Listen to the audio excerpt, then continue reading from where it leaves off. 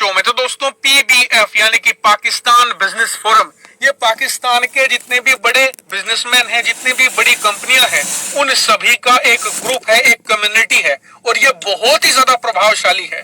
और इसने ऐलान ये कर दिया है कि पाकिस्तान अब एक इकोनॉमिक इमरजेंसी में एंटर हो चुका है, पाकिस्तान के अंदर एक आर्थिक आपातकाल आ चुका है। और ऐसा ऐलान क्यों किया गया है? क्योंकि कल पाकिस्तान का जो विदेशी कर्ज है वो घोड़े से हाथी का रूप ले चुका है। जी हाँ, पाकिस्तान का जो सिर्फ विदेशी कर्ज है वो 130 बिलियन डॉलर को पार कर चुका है। और यकीन मानिए ये हद से ज्यादा बड़ी रकम है। उदाहरण के लिए इस धरती पर जितने भी देश हैं उनमें से 100 से भी ज्यादा ऐसे हैं जिनकी टोटल जीडीपी भी 130 बिलियन नहीं है। 130 तो छोड़ो, 100 बिलियन भी नहीं होगी। यहाँ पर पाकिस्तान का कर्ज 130 बिलियन से ज्यादा हो चुका है। और आपको बता दूं, जो 130 का ये आंकड़ा है ये सिर्फ विदेशी कर्ज है।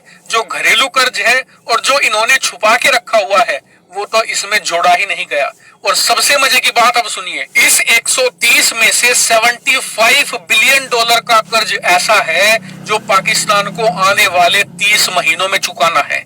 जी हाँ, 3 साल के वक्त में इन्हें 74 बिलियन डॉलर की किस्तें चुकानी है। तो पाकिस्तान के लिए मुसीबत ये है कि ये चुकाएंगे कहां से, क्योंकि इनका खजाना लगभग खत्म हो चुका है।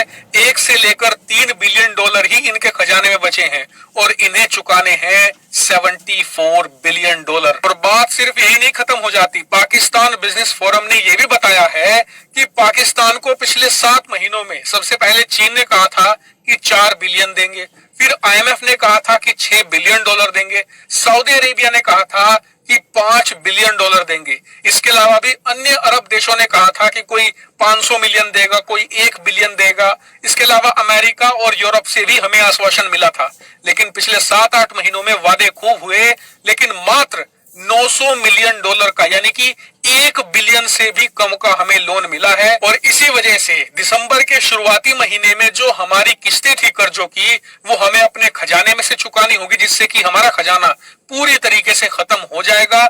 और पाकिस्तान की जो करेंसी है रुपया, वो ऑलरेडी 2022 की सबसे ज्यादा घटिया परफॉर्मेंस देने वाली करेंसी बन चुकी है। स्क्रीन पर आप देख भी सकते हैं। और आने वाले महीनों में ये और ज्यादा घटिया बन जाएगी। और हैरानी की बात यह है कि एशिया में ऐसे भी देश हैं जिनकी इकोनॉमी पूरी तरीके से बर्बाद हो चुकी है, लेकिन फिर भी उनकी जो करेंसी है वो पाकिस्तानी रुपये से अच्छा कर रही है। इसका सबसे बड़ा उदाहरण है श्रीलंका, जो बैंकरप्ट हो चुका है, लेकिन फिर भी आप सोचिए कि पाकिस्तान की करेंसी श्रीलंका से भी ज्यादा बदतर हो चली है और आने वाले समय में ये और ज्यादा बदतर स्थिति में पहुंच जाएगी। और इसीलिए पाकिस्तान बिजनेस फोरम के जितने भी सदस्य हैं और जो CEO हैं वो ये कह रहे हैं कि सरकार तुरंत एक्शन ले, कहीं से भी डॉलर का जुगाड़ करके खजाने में डाले ताकि जो हमारी करेंसी है वो किसी तरीके से स्टेबल हो पाए, वरना हमारा बैंकरप्ट होना लगभग निश्चित हो चला है। हालांकि पाकिस्तानी इकोनॉमी पर आपका क्या ऑब्जर्वेशन है कमेंट करके जरूर बताएगा और चैनल को सब्सक्राइब करना तो बिल्कुल मत भूलना। Thank you very much.